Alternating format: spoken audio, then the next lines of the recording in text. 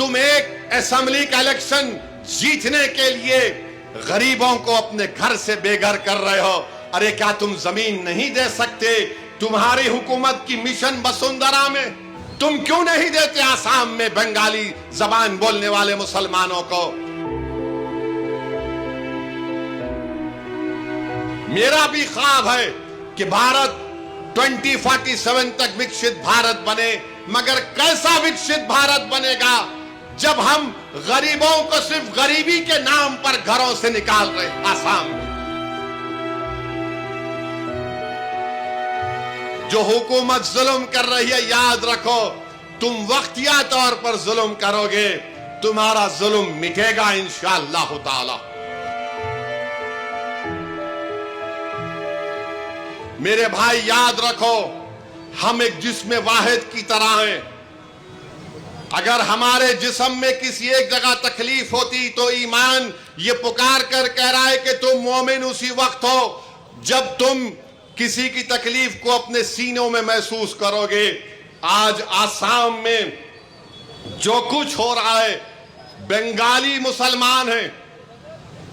आसाम में दो किस्म के मुसलमान, एक बंगाली जबान बोलने वाले जिनको मियां बोलते, और एक दूसरे आसाम के मुकामी जिसको अंग्रेजी में बोलते हैं इंडिजीनियस। आपको जानकर तकलीफ होगी कि आसाम में वहां के चीफ मिनिस्टर ने एक मिशन वसुंधरा शुरू किया, जिसके तहत अगर कोई गवर्नमेंट की जमीन पर अपना घर बना लिया, खेती बाड़ी कर रहा है, तो उसको हुकूमत उनको जमीन के हुकूक देगी, रेगुलाइज करेगी। मगर बंगाली जबान बोलने वाले मुसलमानों को मिशन वसुंधरा में उनको जमीनें नहीं दी जा रही है।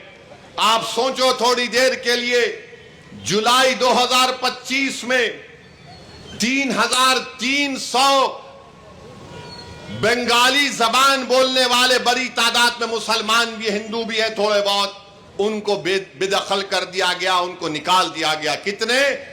3,300 परिवारों को, 3,300 अफराद को नहीं। अगर 3,300 को आप पकड़ लिए, उसकी बीवी और 2 बच्चे, तो आप यही 7-8 हजार हो जाते।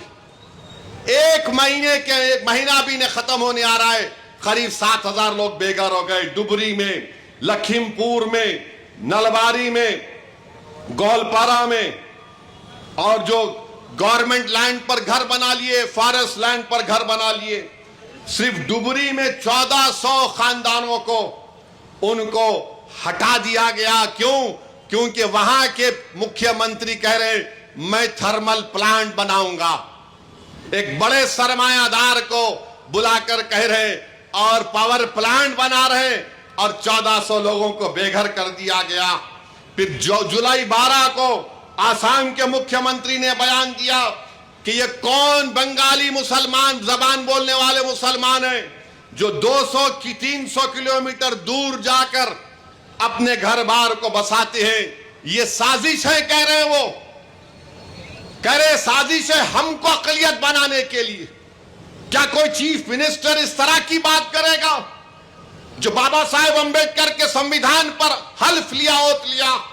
और फिर 11 जुलाई को चीफ मिनिस्टर ने कहा कि हम 25,000 एकड़ को साफ कर चुके हैं, 25,000 एकड़ को।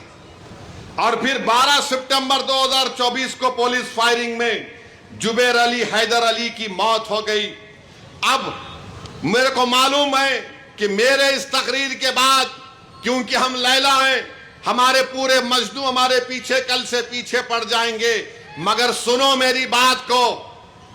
आसाम की इकोनॉमिक सर्वे की रिपोर्ट है असेंबली की, 2016-17 में जिस रिपोर्ट को आसाम के असेंबली में टेबल किया गया था, वो ये कह रही है कि 7,000 किलोमीटर, 7,000 स्क्वायर किलोमीटर आसाम की जमीन पानी से कट जाती है।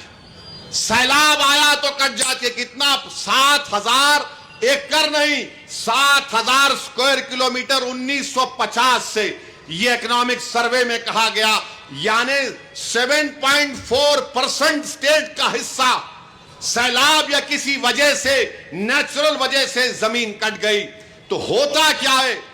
अच्छा, इरोजन में जो जमीन कट जाती है, 8,000 हेक्टेयर ऐसी जमीन है जहां पर ज़राअत नहीं कर सकते क्योंकि मट्टी जमा हो जाती। और आसाम में क्या होता, सैलाब आया तो लोग, ये जमीन कट गई, एक 10 गांव चले गए तो कश्ती में अपना सामान रखा, दूसरी जगह पर जाकर अपनी झोपड़ी लगा ली। बताओ ये कौन सी हुकूमत है जो झोपड़ियों को उखाड़ कर गरीबों को बेघर कर रही है? कैसा भारत, विकसित भारत बनेगा? मेरा भी ख्वाब है कि भारत 2047 तक विकसित भारत बने, मगर कैसा विकसित भारत बनेगा जब हम गरीबों को सिर्फ गरीबी के नाम पर घरों से निकाल रहे आसाम में? और क्या यह बात सच नहीं है कि 9 अप्रैल इंडिया टुडे का कॉन्फ्रेंस में लेट अरुण जेटली ने क्या ये नहीं कहा था कि भारत में 30 करोड़ लोगों के पास जमीन नहीं है? 30 करोड़ गरीबों के पास भारत में जमीन नहीं है। बताओ मोदी जी, बताओ आरएसएस, बताओ बीजेपी के नेता जो आए दिन गालियां देते हैं। अरुण जेटली ने कहा था 2015 इंडिया टुडे के कॉन्क्लेव या कॉन्फ्रेंस में 9 अप्रैल को, 30 करोड़ लोगों के पास भारत के जमीन नहीं, लैंडलेस है। और आसाम में एक तरफा कार्रवाई की जा रही, एक तरफा कार्रवाई हो रही है। हम दुआ करें कि अल्लाह सुब्हानहू व तआला उन आसाम के बंगाली जबान बोलने वाले मुसलमानों की अल्लाह उनकी मदद फरमाए। जो हुकूमत जुल्म कर रही है, याद रखो, तुम वक्तिया तौर पर जुल्म करोगे, तुम्हारा जुल्म मिटेगा इंशाअल्लाह ताला, तुम्हारा जुल्म मिटेगा, तारीख में तुम्हारा नाम नहीं होगा। तुम एक असेंबली का इलेक्शन जीतने के लिए गरीबों को अपने घर से बेघर कर रहे हो।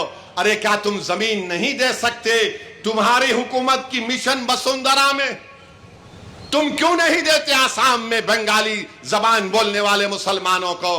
तो मेरे अजीज दोस्तों और बुजुर्गों, यह बहुत जरूरी है कि हम इन बंगाली जबान बोलने वाले हमारे मुस्लिम भाइयों को याद रखें